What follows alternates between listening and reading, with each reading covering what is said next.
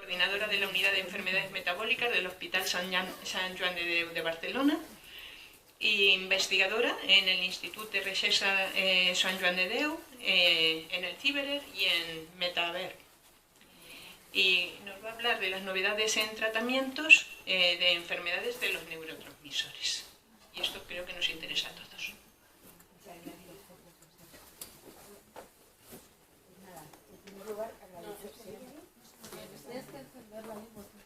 Ahora sí, ¿verdad? Bueno, pues agradecer mucho a la Asociación de Neurotransmisores, a PURI en particular por la invitación y felicitarles sobre todo, lo estábamos comentando ahora, que en realidad es de las pocas asociaciones en el mundo que incluye diversos defectos de neurotransmisores o que intenta incluirlos a todos, ¿no? Existen muy poquitas asociaciones de neurotransmisores de pacientes en el mundo. La primera fue creada en Estados Unidos, y esa sí que aglutina un poco a todos los defectos, y luego hay algunas en Europa, una en Inglaterra de aminoácido de carboxilasa, que es muy potente y ha conseguido potenciar la terapia génica. Luego existe una, me parece, en Alemania de SSADH, y está la vuestra, es decir, y habéis hecho mucho en muy poquito tiempo y se está moviendo todo bastante. Yo creo que a bastante velocidad, si comparamos cómo estábamos, por ejemplo, en el 2015 y cómo estábamos ahora, se están haciendo muchas cosas. Y eso probablemente es porque hay un grupo de trabajo, que es un grupo de trabajo internacional, que hay un subgrupo en la red europea de referencia de enfermedades metabólicas hereditarias que también está trabajando mucho en eso, y creo que es esa coordinación de múltiples fuerzas, ¿no?, lo que hace que se esté avanzando bastante dentro de ser enfermedades como muy raras, muy minoritarias. Entonces, pues felicidades por la parte que os toca, que está muy bien. Entonces, yo os voy a hablar un poco de lo que hay nuevo, más reciente, en tratamientos. Y voy a estructurarlo un poco por diferentes grupos de neurotransmisores. Podríamos decir que ahora en general se está viviendo un momento muy bueno, muy interesante en todo el campo de la medicina y en particular en neurología y en enfermedades raras en cuanto a tratamientos. Si bien es todavía muchas veces muy complicado llegar al diagnóstico, como ya habéis podido ver, por ejemplo, con la experiencia que han explicado Sandra, ahora esto cada vez es más sencillo, afortunadamente, porque tenemos como más recursos de diagnóstico y estamos empezando a dar el salto hacia los tratamientos. Esto probablemente en unos años va a ser más sencillo, digamos que vamos a tener muchos más recursos, pero estamos ahora en un impasse, en un periodo de transición, y eso lo estamos viviendo mucho nosotros, sobre todo que ya tenemos un poco una trayectoria de años en que hemos vivido lo que ha pasado mucho más atrás y cómo está evolucionando todo ahora, ¿no? Entonces es como estamos viviendo una etapa muy esperanzadora, sin crear como falsas expectativas, pero sí en que vemos que las cosas pueden cambiar y pueden ser muy diferentes como lo habían sido en el pasado. Entonces, vamos a empezar con los defectos de las monoaminas. Esto lo han explicado ya bien los compañeros actualmente, que sabéis que son los defectos, sobre todo, que producen un problema, una disminución, tanto en la dopamina como en la serotonina, que son neurotransmisores por excelencia. Y hay problemas aquí, en la síntesis de las terinas. Finalmente, una de los grupos de terina más importantes, la BH4, que contribuye a la síntesis de ambas, dopamina y serotonina. Tenemos un defecto, la tirosina hidroxilasa también, muy interesante, que da lugar a un defecto de dopamina, y el aminoácido de carboxilasa, que un poco está implicando un déficit de ambos, de dopamina y de serotonina, ¿de acuerdo? Entonces, voy a ir centrándome, en primer lugar, en aminoácido de carboxilasa y en tirosina hidroxilasa, sobre todo en aminoácido de carboxilasa. Esa es una de las enfermedades donde más se ha avanzado de los neurotransmisores últimamente. También es verdad que es dentro de las raros, de lo más prevalente, porque fijáis que hay, esto lo ha mostrado también muy bien Natalia, en el registro creo que hay como más de 150 pacientes identificados. Entonces son pacientes que tienen diferentes grados de severidad, de gravedad, pero la mayoría es un cuadro grave que aparece en primeros meses de vida con una hipotonía, es decir, una falta de control del cefal, de la cabeza, falta de poder sentarse de manera autónoma, de poder manipular, como una falta de fuerza muy grande a la cual se añaden movimientos anormales, movimientos que se llaman distónicos de las manos, no pueden dirigir bien la mano al objeto, muchas veces hay movimientos de los ojos hacia crisis oculogiras que desvían hacia arriba, es decir, y muchas cosas que se parecen a lo que es el parkinsonismo, por la rigidez, falta de movilidad. Entonces, esto, junto con unos marcadores en líquido cefalorraquídeo, que es que vemos que están muy bajos metabolitos de la dopa y de la serotonina, nos da un poco el diagnóstico. Los tratamientos que hasta ahora hay son poco eficaces, si bien es cierto que hay algunos pacientes que son más afortunados y que tienen formas más benignas y responden mucho mejor, pero esto es una gran minoría.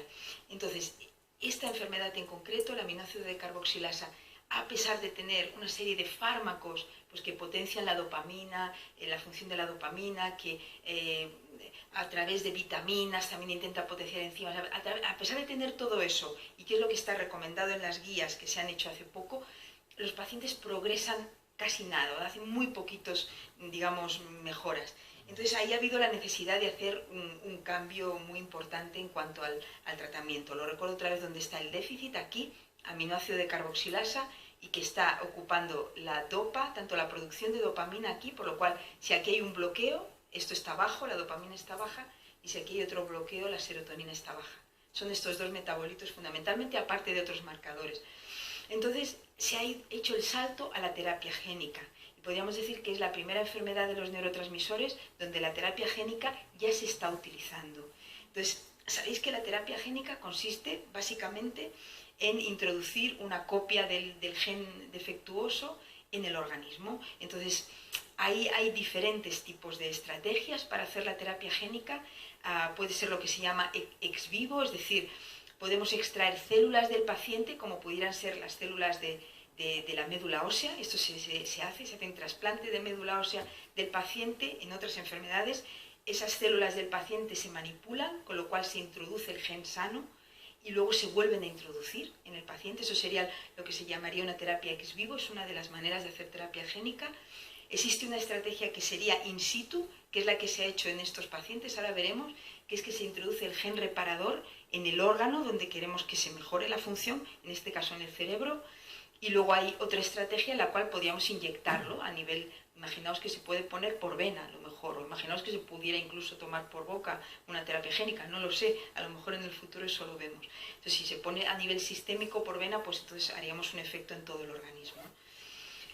Entonces, este es un tema que está ahora muy de actualidad. Os traigo aquí, es una foto de una presentación del doctor Thomas O'Bladen, que está también en el grupo de los neurotransmisores, el IETN, que hemos mencionado mucho, el grupo internacional, y que se comunicó en esta reunión que ha habido hace muy poquito en Atenas, la reunión europea de neuropediatría, donde ya apuntaba el tratamiento con terapia génica para la ADC, para esta enfermedad en concreto, está teniendo unos buenos resultados. Aquí hay un artículo que es muy reciente, es del 2019, es decir, de este mismo año, y donde indican que mejora tanto función motora como la función cognitiva, es decir, de aprendizaje, de coeficiente intelectual, en principio, en esta enfermedad.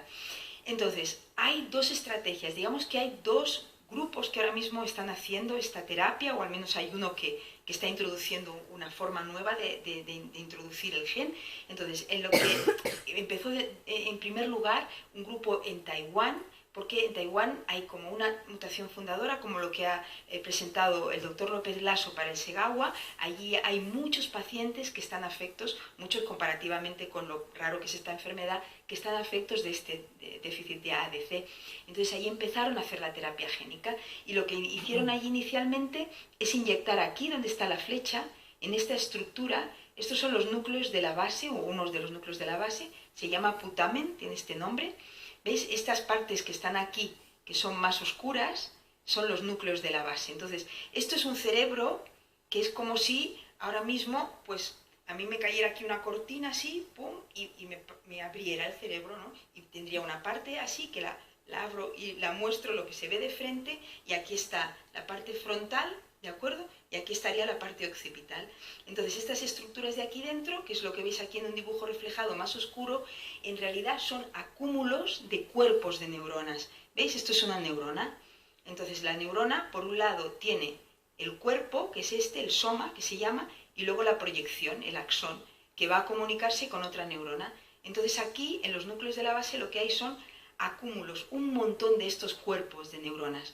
Entonces, lo que hacen estos investigadores es introducir en esta zona de este núcleo de la base, espera que ahora no se ve, aquí, introducen el gen afecto. Esto se hace con una cosa que se llama cirugía estereotáxica, es decir, introducen como una especie de, por así decirlo, como una aguja muy especializada que va a la estructura que nosotros queremos, inyectan el gen que se supone que luego va a liberarse a través de los axones, a través de estas estructuras de la neurona, como los cables de las neuronas, van a ir a diferentes zonas del cerebro.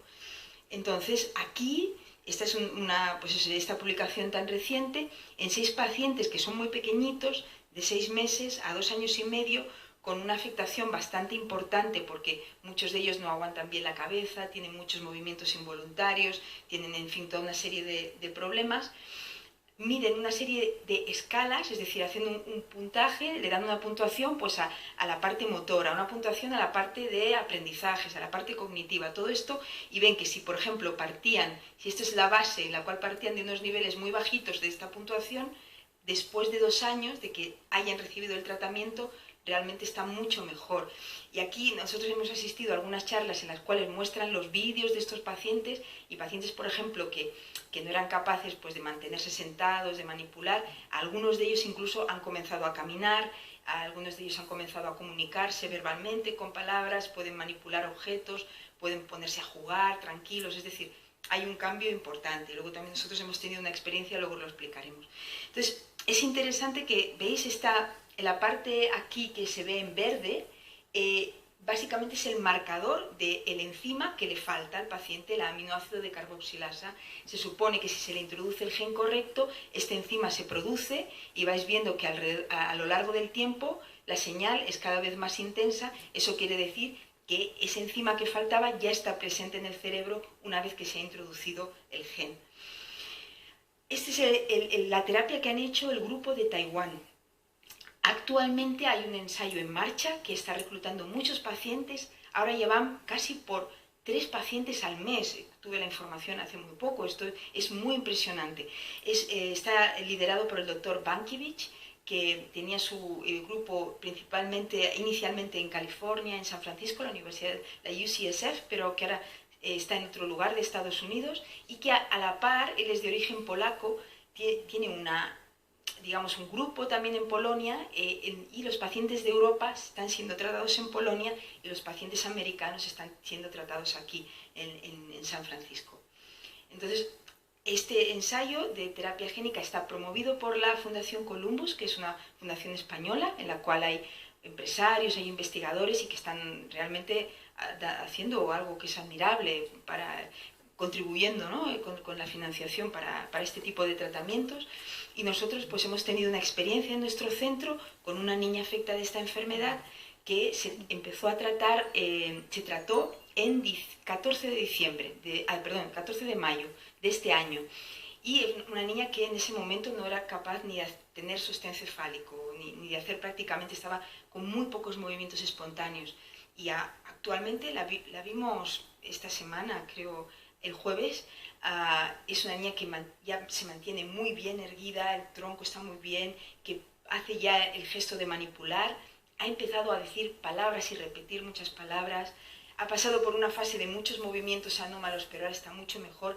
Es decir, está haciendo un cambio muy bonito, la familia está muy contenta, les ha cambiado un poco la vida. Con este cambio, evidentemente no está del todo normal, también ha pasado muy poco tiempo, pero simplemente con estos cambios que os he mencionado, a la familia les ha cambiado totalmente la vida, y a la niña también, de modo ya la van a poner en el colegio, no estaba yendo ni a la escuela, es una niña de 4 añitos.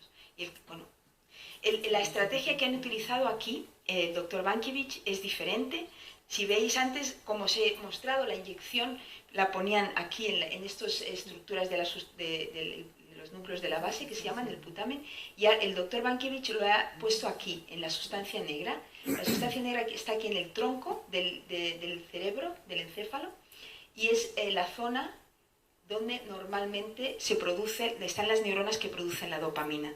Entonces lo que se pretende es que a partir de esta zona, pues los axones, ¿no?, los cables de las neuronas conduzcan al resto del cerebro. Y esta es una foto de cuando hicieron el tratamiento a esta niña, a esta paciente nuestra, nos la envió, nos dijo: estamos muy contentos, hemos llegado con la cirugía estereotáxica, con este navegador que hacen del cerebro, justo ahí donde queríamos, hemos inyectado, veis que hay un contraste, y bueno, fue muy bien, sido muy pocos días que la niña tuvo que estar en Polonia, luego volvió y la hemos estado siguiendo nosotros. Entonces, bueno, esto es un avance interesante. No es posible actualmente hacerlo en todo tipo de genes. Para que haya una terapia génica tiene que haber, digamos, expertos en terapia génica que valoren muy bien cada gen, las posibilidades. Tuvimos el otro día una charla de la doctora Fátima Bosch en el grupo, en la asociación Green, justo el fin de semana pasado, y nos dio una charla espectacular, muy muy buena. Ella también está implicada en otros tratamientos de terapia génica, diciendo que en función de la longitud del gen, en función de una serie de cosas, es posible ya la terapia génica, como en este caso, o bien no. Cada enfermedad es diferente. Y lo que sí que está muy, digamos, todavía prematuro, esto de, no sé si habéis oído hablar de las técnicas de edición genética, el CRISPR-Cas, esto de cortar un trozo, el trozo que está mal, pegar otro, no sé si lo habéis oído, que está como bastante de moda. Y eso nos decía, eso es, tal vez es el futuro, pero aún es realmente muy prematuro para hacerlo en la práctica clínica. Eso sí que es una cosa importante porque se habla mucho y en la prensa y en todos los sitios, pero aún realmente está en una fase muy preliminar para llevarlo a los pacientes. Entonces, os cuento un poco en tirosina hidroxilasa. Esto es algo que estamos haciendo gracias al trabajo de Alba, que ya os ha explicado toda la parte de la proteómica. Entonces, la tirosina hidroxilasa es esta enzima que pasa de tirosina a dopa. Entonces, si no hay esta enzima, no hay suficiente dopa ni dopamina, y los niños tienen el mismo problema, muy parecido, de parkinsonismo, de movimientos anormales, de retraso. Algunos pacientes responden al tratamiento con L-dopa, otros no, otros van muy mal. Entonces, ella ha hecho las células pluripotenciales a partir de los fibroblastos, de las muestras de piel de las pacientes. Hay una paciente de la doctora Rosario Domingo, hay un paciente nuestro paciente era de los que no respondía, y la paciente de la doctora Rosario Domingo sí que responde a la dopa. Entonces, ella ha estado haciendo toda una serie de marcadores. Yo no os voy a enseñar eso porque es su tesis y todo, y no me voy a meter ahí, pero simplemente se han encontrado ya diferencias en cuanto a por qué unos responden y por qué otros no. Aquí simplemente veis, mira, este es el A, es el que responde, el que le das la dopa y es un niño normal. Y este es el B, que es el de abajo, que es el que no responde.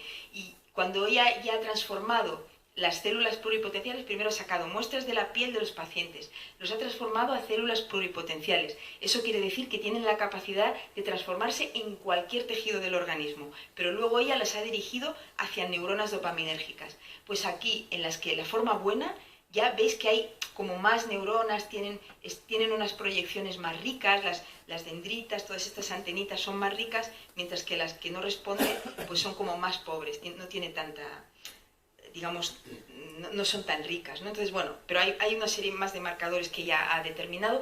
Entonces, tenemos, gracias que hemos encontrado continuar financiación a su proyecto, y durante 2-3 años se van a probar tratamientos, tanto en estas neuronas en cultivo, a través de las IPS, como en los ratones, y se van a probar chaperonas y otros fármacos. Las chaperonas son unas moléculas chiquititas que lo que hacen es, digamos, modificar la función de la proteína que afecta por la mutación. Cuando la proteína, digamos, como es en este caso la tirosina hidroxilasa, el gen está mutado, pues da lugar a unas modificaciones, por ejemplo, que esté plegada muy anómala o que funcione más lenta, es decir, cambia sus propiedades.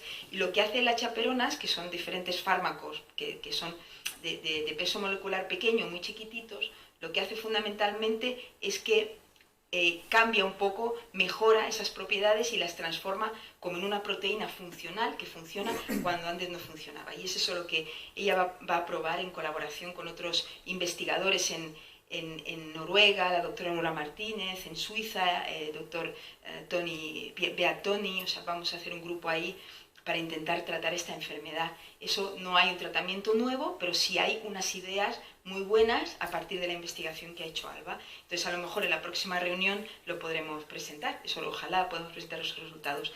De la misma manera, hay grupos que están trabajando tanto en Londres, la doctora Kurian, como un grupo en Toronto para otra enfermedad, que es el defecto de transportador de dopamina, que está aquí. La dopamina normalmente, cuando se libera aquí al espacio sináptico, se tiene que recaptar otra vez, se tiene que reintroducir en la neurona, porque si no se reintroduce hay demasiada dopamina fuera, demasiada dopamina que llega a la otra neurona y es como que hay demasiada información y demasiados movimientos y todo funciona mal en el cerebro. Entonces, para esto no hay ningún tratamiento en la actualidad que sea, digamos, eficaz, solo para los síntomas. Y hay 2 grupos que están trabajando. Tal vez en el futuro también tendremos algún tratamiento. Adultos por encima de 18 años para ver la seguridad de este fármaco y la eficacia. Supongo que si esto va bien, luego incluirán también a pacientes más pequeños. Eso ya está en marcha. No sé si tenéis alguno de vosotros conocimiento, pero bueno, es algo que ya está en marcha. Bien, pues cambiamos de grupo de neurotransmisor. Hemos visto la dopamina, sobre todo, y la posibilidad de terapia génica en ADC, la posibilidad de terapia génica que se está investigando también en el transportador de dopamina, las chaperonas que se están investigando en la tirosina hidroxilasa y en el efecto de dopamina, y el ensayo clínico en BH4. Es decir, que hay varias opciones. Hay 2 que ya son reales, el ensayo clínico para BH4 y la terapia génica para ADC, y las otras 2 que están en investigación. Un poco para que veáis que las cosas se están moviendo bastante en tratamiento. Entonces vamos a otro grupo de neurotransmisores, que son los aminoácidos, y en este caso el GABA. Y vamos a ver un poco ahí qué cosas nuevas hay. Eso también lo ha explicado Natalia, bueno, lo han explicado varias de las compañeras que han hablado previamente, que es un defecto en el metabolismo del GABA, es este aminoácido de aquí, que una vez que pasa a succinil semialdehído debe de metabolizarse y pasar entonces a partir de su metabolismo aquí, a partir de que se transforma en succinato, vamos a tener gamma hidroxibutirato o 4-hidroxibutírico y también succinato, que va al metabolismo de la energía, al metabolismo energético, el ciclo de Krebs. Entonces tenemos el stop en la succinil semialdehído deshidrogenasa justo aquí, con lo cual hay todo un desajuste importante. El GABA es el neurotransmisor que llamamos inhibitorio más importante del cerebro. El glutamato es el más importante excitatorio. ¿Eso qué quiere decir? Excitatorio quiere decir que favorece la comunicación, favorece que la neurona se despolarice. La membrana de la neurona y el interior y el exterior tienen una carga eléctrica. Entonces, para que haya comunicación y que el neurotransmisor se libere al espacio sináptico, tiene que haber un cambio en esa carga eléctrica y una comunicación. Entonces, las neuronas se están hablando. Cuando hay una excitación, hay un diálogo, se están comunicando. Cuando hay una inhibición, están en silencio. Entonces, el GABA regula el silencio. El GABA es el que normalmente en el cerebro ya adulto va a decir, por favor, no me des tanta información. El glutamato da mucha información. Entonces, tanto es malo un exceso como una falta de información. Es como un exceso de ruido, como un exceso de silencio. Es decir, tiene que haber un diálogo muy armónico. Entonces, la mayoría de las enfermedades de los niños del neurodesarrollo en el cerebro tienen que ver con un desequilibrio en glutamato y GABA. Hay ahí un cambio en esas 2 cosas. Entonces, básicamente el GABA es el neurotransmisor inhibitorio que va a actuar en diferentes receptores. Últimamente hay bastante investigación en todo el campo de regulación de esta enfermedad, de la succinil semialdehído deshidrogenasa. Hay un número del Journal of Inherited Metabolic Diseases, que es la revista más importante en este campo, que habla solamente de opciones terapéuticas, varios artículos que hablan solamente de esto. Entonces, hasta el momento sabemos que en esta enfermedad en concreto prácticamente pueden dar signos muy diversos, y muchas veces pasan desapercibidos. Pasa un poco como en las grimpatías, porque es solamente una discapacidad. A veces hay epilepsia, a veces hay trastornos de conducta, pero no siempre hay una combinación perfecta de esas cosas. Hay niños que tienen más de una cosa, más de otra, pueden tener trastornos del equilibrio, del cerebelo, es decir, hay una combinación de cosas. Entonces, de momento, el tratamiento que tenemos es sintomático, por si tienen crisis, para las crisis, tienen trastornos de conducta o más de la esfera psiquiátrica, para regular eso. Pero no tenemos tratamientos que vayan dirigidos puramente a la fisiopatología. ¿Y por qué es eso? Porque es una fisiopatología bastante compleja. Ese es el artículo que os digo, donde está un poco esquematizado todo lo que os voy a decir. Entonces, claro, la fisiopatología es compleja, es como lo que decíamos antes de que hay un mapa de cada enfermedad, no es solamente una molécula que está alterada, sino que son muchas funciones biológicas, ¿no? Entonces, por ejemplo, nos encontramos pues, con anomalías de los receptores, nos encontramos con anomalías de la señalización, una cosa que se llama la autofagia, ahora os lo explicaré, con el exceso del 4-hidroxibutirato, que es como una especie de sedante para el cerebro. Entonces, tal vez en todos esos pasos que están mal, hay alguna opción de tratamiento que se ha probado en ratones, solamente se han hecho ensayos preclínicos que se llaman. Entonces, por ejemplo, aquí lo que se han hecho es intentar, es decir, si aquí tenemos que el GABA se está liberando en exceso, porque finalmente en esta enfermedad hay una cantidad más aumentada de lo normal de GABA, y está actuando sobre un receptor, que es el receptor de tipo B de GABA, pues a lo mejor lo que nos conviene es bloquearlo un poco para que no dé tanta señal. Entonces, esas moléculas que bloquean se llaman antagonistas. Cuando favoreces la acción se llama agonista, y antagonista es como un bloque que le pones para que no pase tanto GABA. Entonces, ahí se ha probado una molécula en los ratones que parece que funciona en bastantes cosas, pero que aún no se tiene claro si es suficientemente segura, si no hace toxicidad. Entonces, es algo que se está comprobando. Se ha probado también en los ratones la bumetanida, y la bumetanida es un diurético en realidad, que hace hacer más pipí, porque actúa a nivel de los niveles de cloro, del intercambio de iones y todo esto, y que esto tiene mucho que ver con la regulación del GABA, de cuando pasa de ser muy excitatorio en el cerebro inmaduro a pasa de ser más inhibitorio. Es un mecanismo complejo, no entraré en el detalle de esto, pero sí que parece ser que pudiera mejorar en los niveles en los ratoncitos. Lo que sucede es que esto ya se había probado incluso en niños con autismo, se había probado la bumetanida por vía oral, es como un ensayo, y se paró porque en algunos niños se veía que producía pérdida auditiva. Entonces esta es un poco una cosa que se ha de ver, por eso están afinando los ensayos de toxicidad. Hay más moléculas, se está trabajando mucho sobre estas cotransportadores, la NKCC1 y KCC2, que regulan niveles de cloro en la célula y el comportamiento del GABA. Se está trabajando muchísimo para otras enfermedades, por ejemplo, síndrome de Rett, autismo, mucho, porque tiene un papel clave en el neurodesarrollo. Entonces, probablemente en el futuro vamos a ver más moléculas que tengan que ver con esta familia. También se está trabajando en antagonistas, es decir, bloqueadores del 4-hidroxibutirato que está en exceso y produce los niños están como más dormidos, van como más lentos. Y luego también en una cosa que es la vía mTOR. Entonces, la vía mTOR, que os la he puesto aquí, es una vía que está en la postsinapsis. Vamos a ver si me va la flecha, porque no sé por qué no va.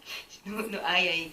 Entonces, esta sería, llega el GABA, y una vez que el GABA llega, hay una vía de señalización, que es la mTOR, que está en la neurona postsináptica y que tiene mucho que ver con supervivencia celular, pero también con aprendizaje, regula muchas cosas, con metabolismo energético regula muchas cosas. Entonces, si hay GABA muy alto, el mTOR está hiperactivado, está trabajando demasiado. Entonces, se ha trabajado también en experimental con inhibidores de mTOR. Todo eso es experimental. Entonces, lo que concluye aquí en el artículo es que a lo mejor tendría que haber una especie de tratamiento múltiple que uniera varias cosas para atacar, siempre y cuando sepamos que esas moléculas son seguras. Entonces esto lo hemos aprendido ahora que hemos estado en el Congreso de Neuropediatría Europeo en Atenas hace muy poquito, en que hay un antagonista, es decir, una molécula que bloquea un receptor que esta vez no es de ion, sino que se llama metabotrópico, es otro tipo de receptor, este de aquí, lo está bloqueando y en modelos de ratón ha dado un buen resultado a nivel de aprendizaje, a nivel cognitivo. Y es posible, nos dijeron que es muy posible que empiecen un ensayo clínico. Están ya como en disposición de pasarlo a los pacientes. Entonces, bueno, si esto es así, me imagino que enseguida nos informarán y se os comunicará. Pero esto me pareció muy interesante porque es la primera vez que nos dicen hay algo que se puede dar ya a los pacientes. También han probado tratamiento enzimático en el ratón, sustitutivo, dar el enzima, la succinésima deshidrogenasa. Entonces, parece también prometedor porque disminuye los niveles de 4-hidroxibutirato que están altos y los de GABA, pero solamente es en el ratón, no han pasado a más. Pero bueno, también es una de las opciones. Y que sepáis que se está investigando mucho en esta enfermedad. Esto también fue en la reunión de Neuropediatría Europea, donde mostraban digamos, los organoides que están haciendo, pero esto ya nos lo habían mostrado en Rotterdam, un poco en el mismo mes, estuvimos en 2 reuniones, y en la primera semana fue la SSIM, la Sociedad de Errores Innatos del Metabolismo, y aquí también un doctor del grupo de Heidelberg nos explicó que estaban haciendo tanto las células madre pluripotenciales, lo mismo que ha hecho Alba en la tirosina hidroxilasa para la SSADH, y también han hecho organoides cerebrales. No sé si sabéis lo que es esto. No solamente se puede transformar las células para que sean pluripotenciales y pasarlas a neuronas, sino que luego esas neuronas se pueden dirigir y trabajar para que formen un órgano. Es como si tú haces una célula que es una célula del corazón, luego puedes trabajar ahí en el laboratorio para crear una especie de corazón. Si creas una célula del hígado, puedes trabajar para crear una especie de hígado artificial. Y eso sería lo mismo. Se crea una especie de órgano, de cerebro, un organoide se llama. Todavía es dudoso esto, la utilidad que tiene y lo que se asemeja o no a la enfermedad. Porque, por ejemplo, aquí, estas fotos las tomó Elisenda y me las pasó.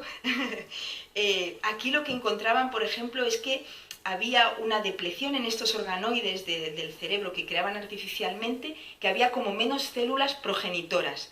Si hay menos células progenitoras de las neuronas, normalmente siempre los niños tienen la cabeza pequeñita, y esto no suele pasar en esta enfermedad.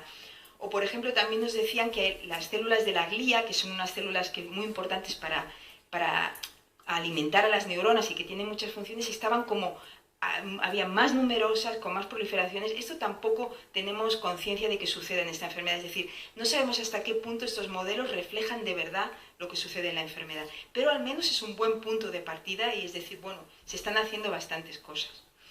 Vale, pues entonces eso es en el SSADH, vemos que hay una serie de aproximaciones diferentes, muchos estudios preclínicos y que es muy probable que empiece un ensayo clínico. Eso es una muy buena noticia. En la hiperglicemia no cetósica, que es otra enfermedad de los neurotransmisores, aquí no tenemos muchas novedades. Esto es una enfermedad muy severa, también lo ha comentado Natalia, produce una epilepsia muy grave en primeros días de vida. Hay formas más atenuadas, pero bueno, y en la que hay muchos mecanismos que actúan moleculares y si hay algún grupo que está haciendo chaperonas, hay el doctor Van Hove en Colorado que está intentando hacer otras cosas, pero no hay nada todavía concluyente en esta enfermedad, o al menos nosotros no tenemos esa información. En cuanto a los defectos, siguiendo con los aminoácidos, la serina y los defectos de la síntesis de la serina. Esta enfermedad es muy rara, es ultra rara. Aquí nosotros en España me parece que solamente hemos visto 2, 3 pacientes, al menos en nuestro equipo. Dentro de los neurotransmisores probablemente es de la más rara. Y cuando hemos ido a la base de Natalia, la base de INTD, creo que solamente están nuestros pacientes. Nadie más ha introducido pacientes. Esto igual tenemos que hacer un comunicado o algo para que introduzcan más pacientes. Pero, aunque sí es ultra rara, comparte cosas con otras enfermedades. Entonces, es toda una red, todo un sistema, como decíamos anteriormente, ¿no? Entonces, aquí estos pacientes suelen tener también un espectro de manifestaciones muy diversas, pero la forma más frecuente da un problema ya de microcefalia, al poco tiempo de nacer, con problemas de desarrollo psicomotor, problemas motores, y lo que vemos es que la serina está muy baja, tanto en el plasma como en el líquido cefalorraquídeo, y este es el enzima más frecuente, la 3-fosfoglicerato deshidrogenasa. Entonces, este metabolismo es súper interesante y en los últimos años hemos avanzado mucho en el conocimiento de todo lo que la serina repercute a nivel de la biología humana y sobre todo del metabolismo cerebral. Entonces, cuando la serina en el cerebro actúa como un neurotransmisor, es decir, que va a unirse a unos receptores, pero no es la L-serina, sino la D-serina la que se une al receptor y actúa como neurotransmisor. Para que esto pase necesita una enzima que se llama racemasa, que lo transforma. Pero además la L-serina es una, digamos, precursora, da lugar a la síntesis de unas moléculas, de unas sustancias que se llaman esfingolípidos. Y los esfingolípidos son unos lípidos de la membrana de las neuronas, aquí está, de estas membranas, que son muy, muy importantes también para la comunicación neuronal, para la supervivencia, para muchas señales. Entonces, dar L-serina no solamente mejora la neurotransmisión, sino que también mejora toda una serie de lípidos en el cerebro. Es por eso que muchas veces estos pacientes también tienen una neuropatía desmielinizante, tienen cosas que tienen que ver con los lípidos. Entonces aquí, bueno, nosotros estamos intentando trabajar con una compañía farmacéutica, hemos hecho como un acuerdo de confidencialidad por una idea que hemos tenido para desarrollar nuevas aproximaciones farmacológicas, pero no sabemos si hasta qué punto va a ser fácil. Ellos van a decir, bueno, sí, me parece súper interesante, tiramos para adelante, o bien no, pero al menos ideas sí que hay, como de mejorar esta neurotransmisión por la D-serina o de mantenerla como muy estable. Entonces, bueno, a ver qué es lo que pasa en los próximos años, pero de momento, próximos igual año que viene, pero de momento estamos ahí como en negociaciones.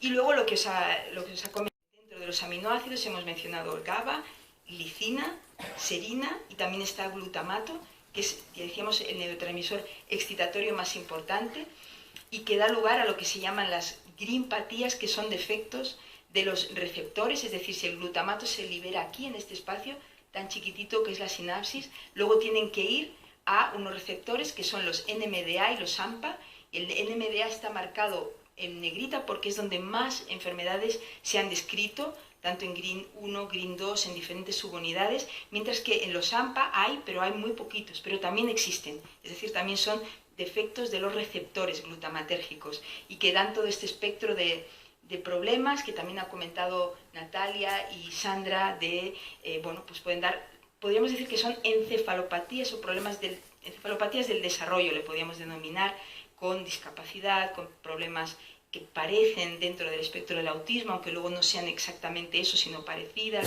pueden dar algún trastorno del movimiento, trastornos motores, bueno, es todo un espectro y simplemente es lo que os ha comentado Sandra, que sabiendo que hay la serina es un activador de este receptor NMDA y en concreto en GRIN2A pues se probó al saber si la mutación que produce hace que este canal, porque al final el receptor es un canal, conduce muy poco, la serina puede activar esa función.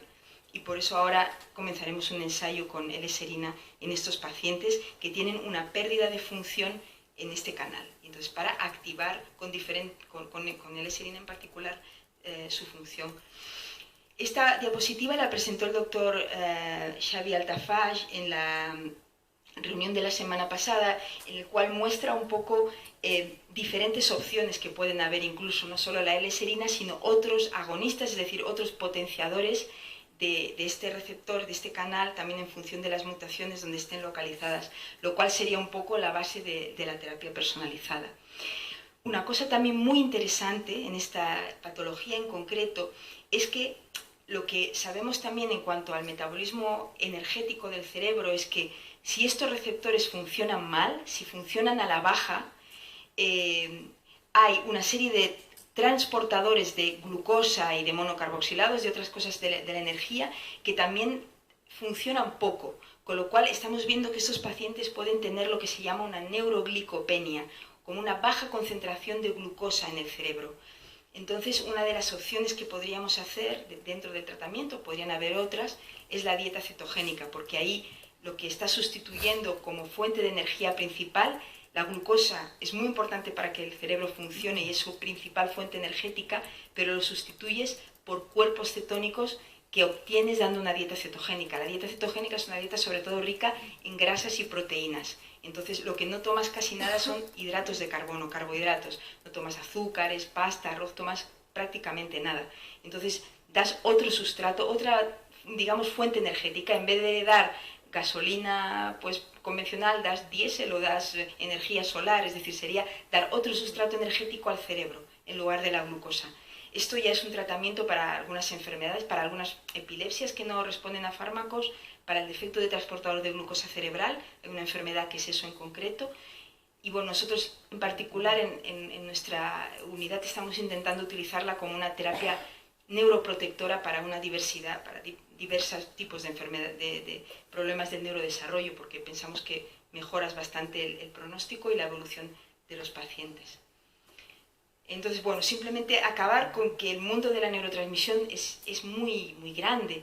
O sea, aquí os hemos comentado hay los defectos de la dopamina, de la serotonina, todas estas aminas biógenas, hay los defectos de los aminoácidos, glicina, GABA, serina, glutamato, pero finalmente la neurotransmisión no deja de ser todos los mecanismos que forman parte de la comunicación neuronal. Entonces, aquí tenemos enfermedades que tienen que ver con cómo las vesículas se mueven y se liberan. Hay otras enfermedades que tienen que ver con cómo una neurona contacta con la otra con unas moléculas de adhesión, las neuroliginas, neurexinas. Hay enfermedades que ya hemos mencionado que tienen que ver con los receptores posinápticos. Es decir, el mundo de la neurotransmisión es mucho más complejo de las enfermedades que hemos mencionado aquí. Entonces, un poco en parte, nosotros hace mucho tiempo que estamos trabajando en neurotransmisión. En realidad, cuando empecé en Sant Joan de Déu, empecé en el 2001, cuando ya me acabé un poco, no acabé desde luego, pero ya me formé, vine y entonces ya en el 2002 empezamos a formar el grupo para el estudio de los neurotransmisores. Recuerdo que el primer jefe de servicio de neurología, el doctor Emilio Fernández, también estaba interesado en esto y a mí me interesaba mucho, no sé por qué, me parecía que era como algo nuevo, que no se conocía, que ayudaba mucho a conocer no solamente estas enfermedades, sino el funcionamiento del cerebro en general. Y entonces había una reunión en Estados Unidos, en Washington, en Bethesda, y entonces yo dije, Emilio Fernández, tenemos que ir a esta reunión, vamos a informarnos y vamos a conocer qué están haciendo. Fuimos, allí conocimos al doctor De Vivo, no sé si conocéis, que es el que describió el defecto transportador de glucosa y ha trabajado mucho en neurotransmisores. Conocimos al doctor Gibson, conocimos a mucha gente. Allí estaba la Asociación Americana de Pacientes de los Neurotransmisores y entonces a partir de ahí comienza toda la historia. Empezamos a contactar con todos, llegamos al hospital y decimos, mira, esto se está formando, hay que darle forma, hay que impulsarlo. Hablamos con los bioquímicos, con Rafa Artuk, seguramente muchos de vosotros lo conocéis, Aida Ormazábal también, y entonces dicen, venga, pues vamos a hacerlo. Montan la técnica en el laboratorio, el HPLC, todo para determinar los neurotransmisores. Empezamos a ser como de los pocos sitios en Europa donde hace esto, y luego al final pues hemos ido avanzando, se ha creado la red INTD, se ha creado la Asociación de Pacientes Española y ahora un poco lo que estamos haciendo es redefiniendo el concepto de enfermedades de los neurotransmisores, también con los trabajos de Lisenda, con trabajos de varios compañeros que han participado. Nos han invitado un poco desde la sociedad, la SSIM, la Sociedad para los Errores Congénitos del Metabolismo, a decir, bueno, hasta ahora las enfermedades de los neurotransmisores eran estas, las que hemos hablado ahora, pero bueno, es que hay otros mundos, ¿por qué no las redefinís? Entonces estamos definiendo de nuevo estas enfermedades que van a ser consideradas dentro de la clasificación internacional de errores, de enfermedades del metabolismo cerebral. Entonces, bueno, esto es interesante también para nosotros, ¿no? Como haber un poquito contribuido en el desarrollo y ayudado por, evidentemente, muchísima gente y en particular también vosotros, ¿no? Con lo cual, bueno, pues nada, muchas gracias por todo, os agradecemos. Ups, tenía aquí una foto, no ha salido, os daba las gracias y no salís. ¡Ah, qué lástima! Tenía vuestro símbolo y todo. Bueno, pues nada, muchas gracias, nada, ya está.